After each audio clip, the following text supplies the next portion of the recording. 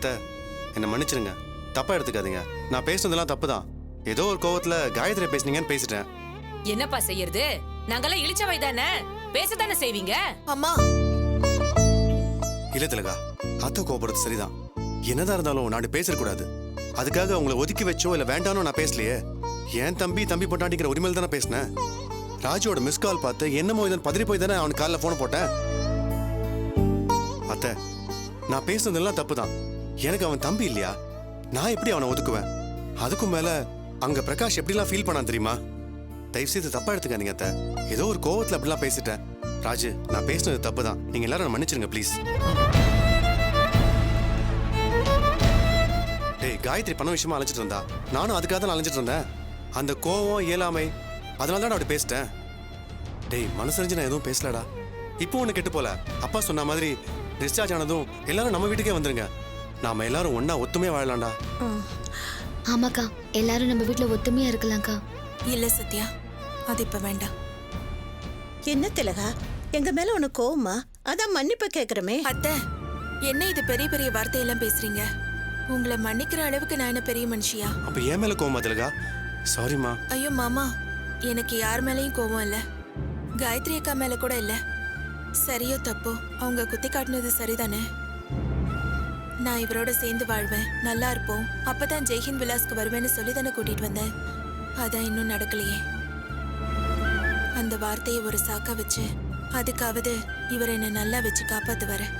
நாங்களும் ஒரு நல்ல அந்தஸ்துக்கு வந்ததுக்கு அப்புறம் அங்க வரோம்.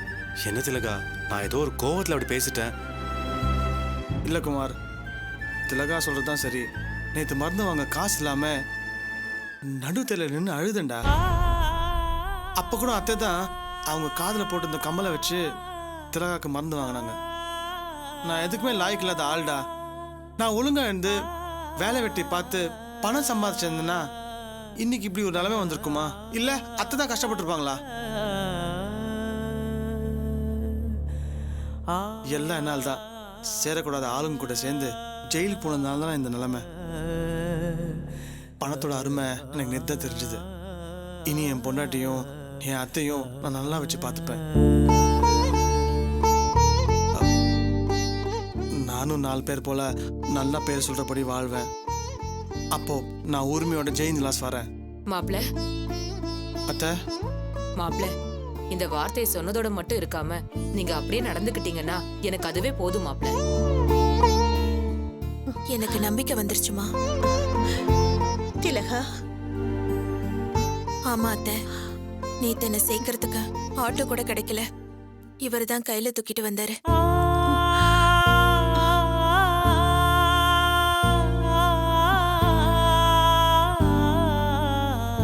நான் முக்கியம் நினைக்க போய் தானே இவர் அந்த பாடுபட்டாரு. இனி எனக்காக எது வேணாலும் செய்வாரு. திலகா, ஆமா, நாங்க ஜெய்ஹிந்த் விலாஸ்கே வரலன்னு சொல்லல. அதே சமயம் அண்ணன் தம்பிங்க எல்லாரும் ஒன்னா இருக்கணுங்கிற ஆசையும் எனக்கு இருக்கு. ஆனா இவரும் அவங்கள மாதிரி வேலை சம்பாத்தியம்னு இருக்கணும்ல. அதுக்காக தான் சொல்றத. இவர் வேலைக்கு போவாரு, என்ன நல்லா வச்சு பார்த்துப்பாரு.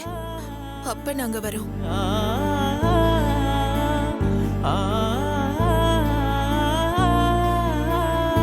இல்ல திலகா, உன் குணம் எனக்கு இல்ல. திட்டத்துல கூட ஒரு நல்ல விஷயத்தை எடுத்துக்கிட்டு அதுக்காக போராடுறேன்னு சொல்ற பாரு. உண்மையிலே நீ பெரிய மனுஷிமா.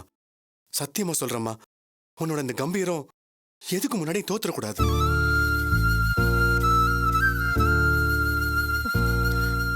டே ராஜு, இதுக்கு மேல உனக்கு வாழ்க்கை யாரும் கத்து கொடுக்க முடியாது. பார்த்து நடந்துக்கடா.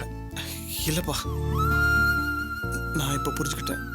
டேய் ராஜு, ஒன்னே ஒண்ணு புரிச்சுக்கோ. நம்ம வீட்டுல எத்தனையோ சண்டை நடந்திருக்கு, எவ்வளவோ பிரச்சனை வந்திருக்கு. இது எல்லாத்துக்கும் மேல காயத்ரி குமார தப்பு பண்ணிட்டாருன்னு சொல்லியிருக்கா. ஏ, சத்யா கூட கோபத்துல பிரகாஷ பேசிருக்கா. ஆனா திலகா, நீ இவ்வளவு தப்பு பண்ணியும் இன்னும் ஒரு வார்த்தை கூட சொன்னதில்லடா. ஆமா மாமா, நான் பிரகாஷ கோவத்துல பேசியிருக்கேன், காயத்ரி அக்காவும் பேசியிருக்காங்க. ஆனா திலகா அக்கா உங்களை யாருக்காகவும் எதுக்காகவும் விட்டு கொடுத்ததே இல்லை மாமா.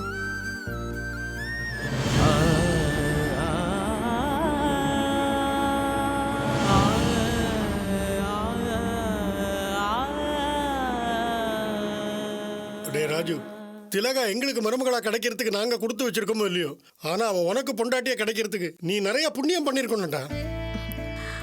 ஆமா ராஜு, வரமா வரம் வாங்கி வந்தாலும் இந்த மாதிரி ஒருத்தி உனக்கு பொண்டாட்டி அமைய மாட்டாடா. சம்மதியம்மா சொன்ன மாதிரி இப்ப நீ அக்கறையா பேசுனதெல்லாம் அத்தனையும் உண்மையா இருக்கணும். நீயும் 4 பேரை போல பெரிய மனுஷனா வளரணும்பா. நிச்சயமாம்மா.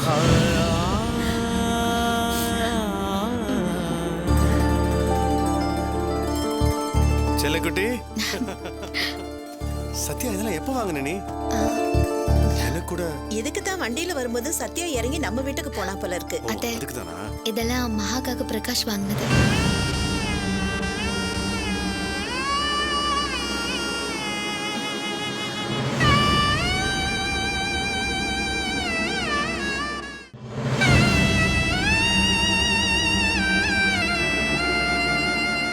சத்யாக்கு பிறக்க வேண்டிய மகாதான் எனக்கு வந்து பிறந்திருக்கா.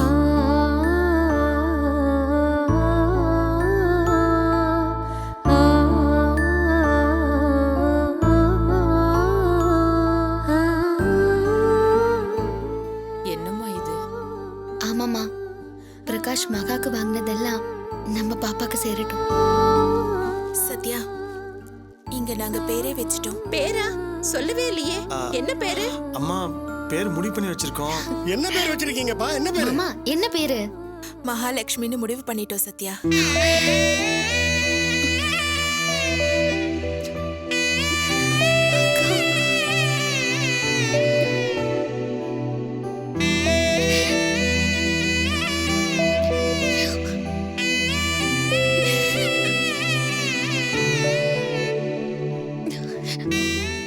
தேங்க்ஸ்க்கா.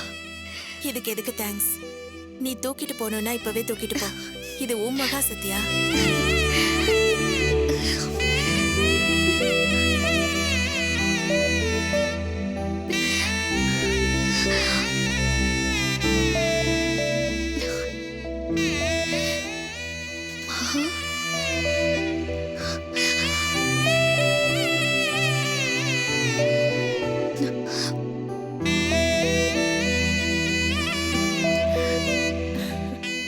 பாத்தியா ஜானகி, அண்ணன் தம்பிக்குள்ள 1000 இருந்தாலும் ஒன்னாதான் நிக்கிறாங்க.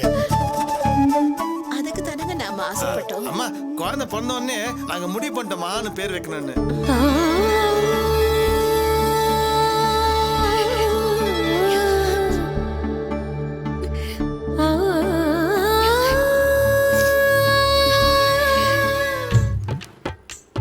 நினைக்கவே அசிங்கமா இருக்கு மச்சான். டேய் கணேசா, அப்படி என்ன ஸ்பெஷலா நினைச்ச? பாத்தியா என்ன நீயே நக்கல் பண்ற? இல்ல மச்சான், ஃபீல் ஆகாத, சும்மா கேட்டேன்டா. என்ன மச்சான் இது? கேவலம் ஒரு 500 ரூபாய், அத கூட கடன் காசுன்னு சொல்லி பிளான் போட்டு என் பொண்டாட்டி புடுங்கிட்டாலே. இந்த கையால எத்தனை 1000 கொடுத்திருப்பேன். அட விடு கணேசா, என்ன பண்றது? கல்யாணம், காட்சி, பொண்டாட்டி இதெல்லாம் நாம எதுக்கு செய்யறோம்? நம்மள கண்கலங்காம வச்சுக்கு வாழ்வ, கடைசி வரைக்கும் காசு கொடுத்து காப்பாத்து வாழ்வன் தானே. இப்போ அவளுடைய நம்மள அழ வைக்கிறாள்வ. என்ன சொல்றதுனே தெரியல மூர்த்தி.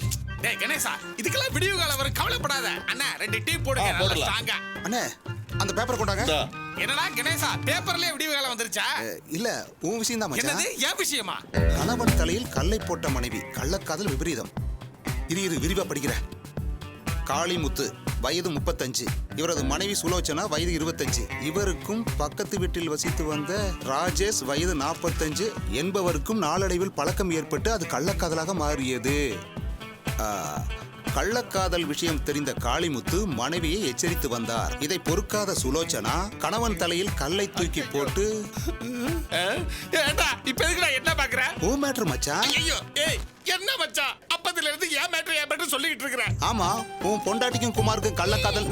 என்னடா இது இப்படி அசிங்கப்படுத்துற? நான் டவுட் தாண்டா பட்ட, ஒண்ணு கன்ஃபார்ம் பண்ணலடா. அப்ப கன்ஃபார்ம் பண்ணிடு. என்னடா சொல்ற? நேரா போ, உன் பொண்டாட்டியை கண்டிச்சு பேசு. எதுக்கு? ஏன் தலையில கள்ள தூக்கி போடுறதுக்கா? அதுக்காக சரி, நீயே போய் இது தப்பு சரியில்லைன்னு சொல்லிடு. இந்த பேச்சை எடுத்தேன்னு வையே, நாம 2 பேரும் தெருவுல பிச்சை தான் எடுக்கணும். ஏன்? ஏய், என்ன மச்சான், இந்த ஆளுக்கு என்னாச்சு இப்படி காரி தூக்கிட்டு போறான்?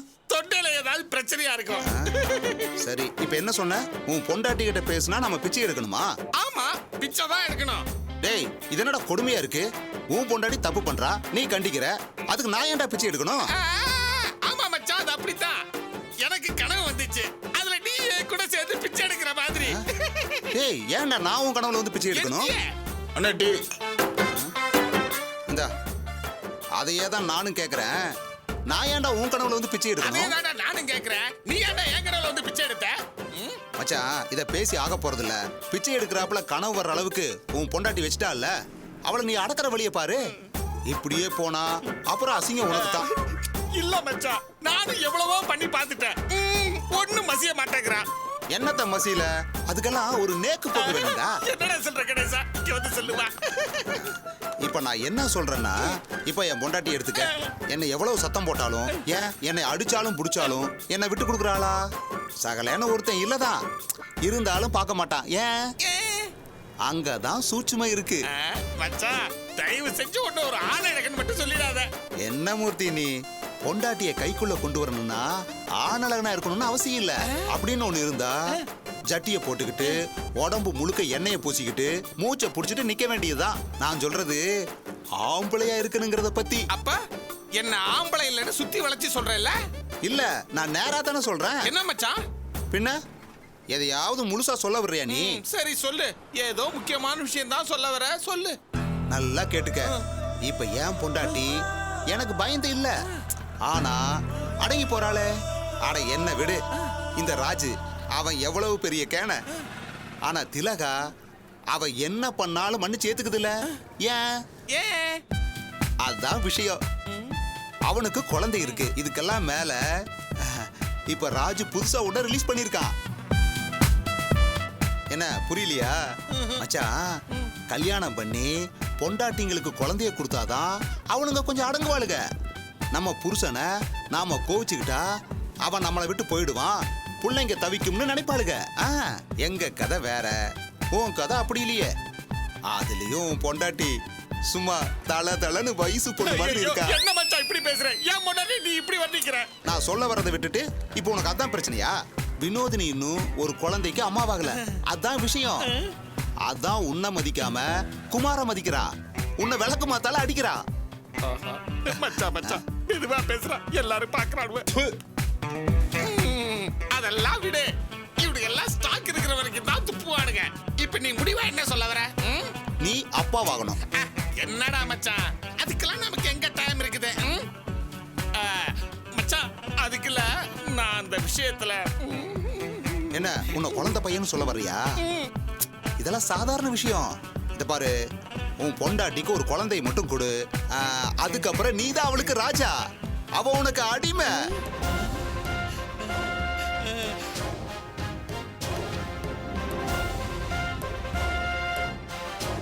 மச்சான் இது நல்லா இருக்க. ஆமா மச்சா, உடனே அதுக்கான ஏற்பாடு ஆரம்பி. ஏன் மச்சான், இதுக்கு என்ன ஏற்பாடுகள் பண்ணணும்? ஒண்ணும் இல்ல. அப்ப ஓசியா? அடைச்சி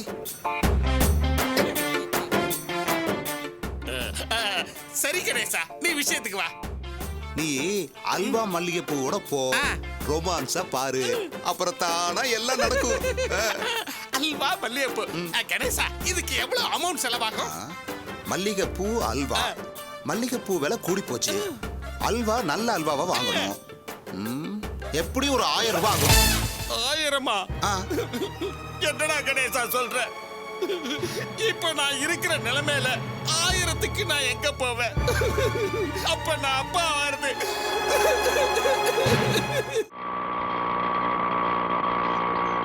இங்க நிறுத்திக்கங்க.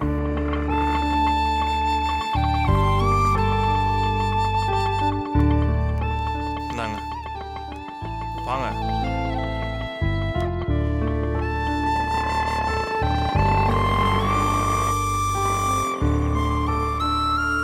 ராஜா, பழச எல்லாத்தையும் மறந்துருங்க. கெட்ட கனவு முடிஞ்சு போனதா நினைச்சுக்கங்க.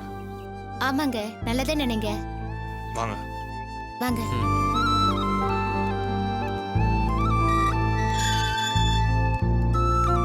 சௌமியா. சுரேஷ்,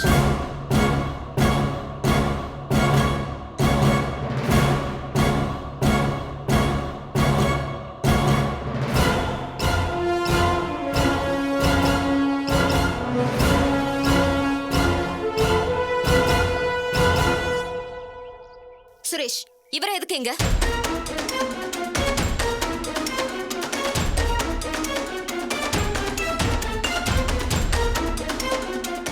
சௌமியா கொஞ்சம் அமைதியாரு, எல்லாத்தையும் உள்ள போய் பேசிக்கலாம். இவன் எதுக்கு இங்க வந்தா? ஆண்டி ப்ளீஸ் கோவப்படாதீங்க, எல்லாத்தையும் நான் விவரமா சொல்றேன். தம்பி. அங்கிள் ப்ளீஸ், நான் சொல்றதை கேட்டுட்டு நீங்க பேசுங்க. வாங்க உள்ள போய் பேசிக்கலாம்.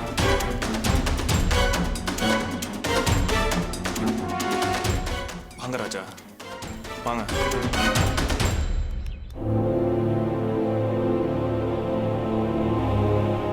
வாங்க வாங்க. உட்காருங்க. உட்காருங்க. அங்கிள் நீங்களும் உட்காருங்க. பரவாயில்ல தம்பி. அங்கிள் நான் முதலே விஷயத்த சொல்லிடுறேன். நீங்க நினைக்கிற மாதிரி ஒரு பழைய ராஜா இல்ல, முழுக்க முழுக்க மனசு மாதிரி திருந்தி வந்திருக்காரு. ஆமா அங்கிள், நான் இவரை கோவில்ல பார்த்தேன், எல்லாத்தையும் சொன்னாரு.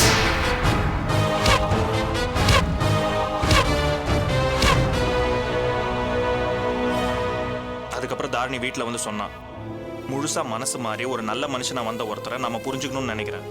இது எல்லாத்துக்கும் மேல நடந்த விஷயம் எல்லாத்தையும் இவர்கிட்ட சொல்லிட்டேன். ஏன் நாங்க கல்யாணம் வரைக்கும் போனதை இவர்கிட்ட சொன்னப்போ கூட அவர் அதை ஒன்றும் பெருசா எடுத்துக்கல. இன்னும் சொல்ல போனா சுரேஷ், சௌமியா, உங்ககிட்ட முதல்ல நான் பண்ண தப்புக்கெல்லாம் மன்னிப்பு கேட்டுக்கிறேன்.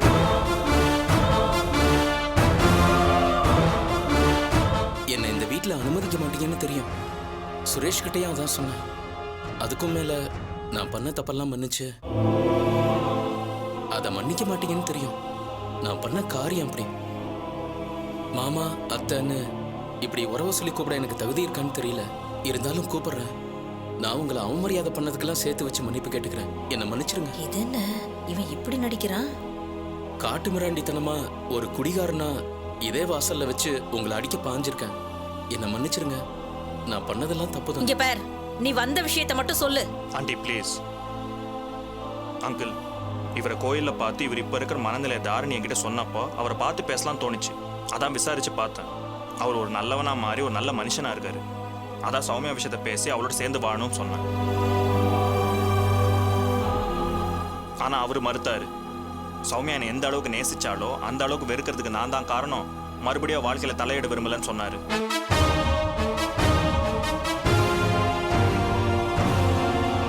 தப்பு பண்ணப்ப விலகி நின்னது சரி, அதான் இப்ப எல்லாம் சரியாயி போயிடுச்சேன்னு சொல்லி சௌமியா இப்ப வாழ்ற வாழ்க்கையை பத்தி சொன்னேன்.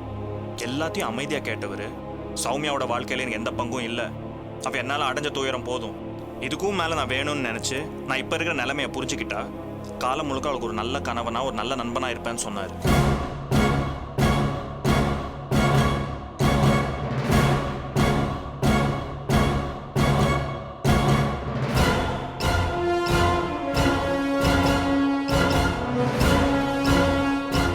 அங்கிள் நீங்க தான் சொல்லணும், உங்க மனசுல என்ன? காஃபி போடு போ.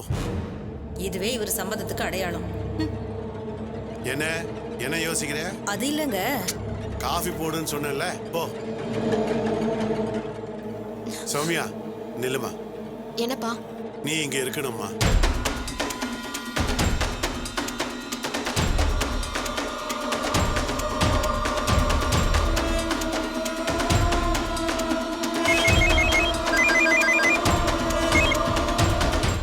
ஹலோ சமந்தி. என்ன சம்மந்தி? என்னங்க சம்மந்தி? இங்க உங்க பையன் அடிக்கிற கூத்து தாங்க முடியல. என்ன சம்மந்தி சொல்றீங்க? இந்த ஜென்மத்துல நம்ம சம்மந்தி ஆக முடியாதபடிக்கு உங்க பையன் காரியம் பார்த்திருக்காரு. சம்மந்தி நீங்க என்ன சொல்றீங்க? என்னத்த சொல்றது? வீணா போன அந்த பரதேசி பையன், அதான் இதுக்கு முன்னாடி எங்களுக்கு மருமகன் ஒருத்தன் வந்து வாச்சானே, அவனை கூட்டிட்டு வந்திருக்காரு. கூட உங்க மருமக தாரணியும் வந்திருக்கா. சம்மந்தி போச்சு, எல்லாம் போச்சு. என்ன சம்மந்தி நீங்க கூட்டிட்டு வந்தா விளக்கு மாத்தால அவனை அடிச்சு அனுப்ப வேண்டியதானே? உங்களுக்கு என்ன சம்மந்தி? அங்க நீங்க உட்காந்துக்கிட்டு எல்லாத்தையும் ஈஸியா சொல்லிடுவீங்க. ஆனா சுரேஷுக்கு யார எப்படி வாயை அடைக்கணும் நல்லாவே தெரியும். வந்த வேகத்துல அந்த மூதேவி பிடிச்சவன நடு வீட்டுல உட்கார வச்சு அவனோட அருமை பெருமைகள் எல்லாம் சொல்லி இப்ப என் வீட்டுக்காரர் என்ன காஃபி போட சொல்லிட்டாரு. ஐயோ கடவுளே. இங்க பாருங்க சம்மந்தி, இங்க நடக்கிறது எதுவுமே எனக்கு பிடிக்கல. இல்ல சம்மந்தி, அவன் பேசினப்ப கொஞ்ச நாள் ஆகட்டும் தள்ளி போடலான்னு சொன்னேன். இப்ப எப்படி அங்க வந்தான்? இந்த விஷயம் உங்களுக்கு தெரியாம நடக்குதுன்னு நான் நினைக்கிறேன். நீங்க உடனே கிளம்பி வாங்க. நீங்க போனை வைங்க, நான் இப்ப உடனே வரேன். இவருக்கு நான் உத்தரவாதம் தரேன், ஒரு நல்ல மனுஷனா திருந்தி வந்திருக்காரு. அதுவும் எல்லா விஷயத்தையும் புரிஞ்சுக்கிட்டு வந்திருக்காரு. சௌமியாவை நல்லா வச்சு காப்பாத்துவார் அங்கிள். ஆமா அங்கிள், நானும் இவரும் பேச வேண்டியதெல்லாம் பேசிட்டோம். சதிகாரி